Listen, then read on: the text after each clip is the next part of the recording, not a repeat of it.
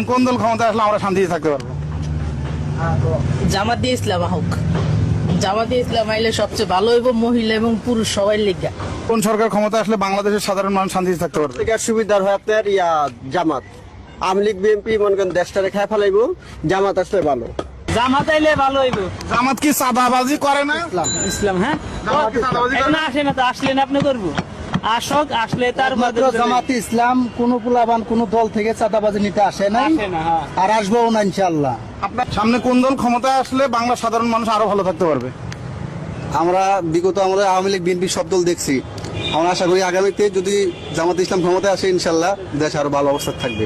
এই এখন আমরা তো সবই দেখলাম, বিএনপিও দেখলাম, আওয়ামী লীগও দেখলাম, দেখি নতুন প্রার্থী ফুর্তি আইলে ভালো আমাদের। আমরা 1 নম্বরে চাই জামাত আয়ু। ভোট দিবেন না এমনি বলতেছে? আমরা ভোটার ভাই, আমরা দেশের নাগরিক, আমরা 38 বছর বয়স, তো ভোট দেবো না তো কি করবো? ভোট তো দিতেই হবে।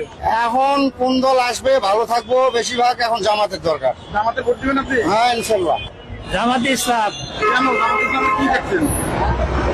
জামাতে ইসলাম একবার আসুক, আমরা দেখি। এই পর্যন্ত জামাতে ইসলাম দেখি নাই। ভোট দিবেন না এমনি খাচ্ছেন?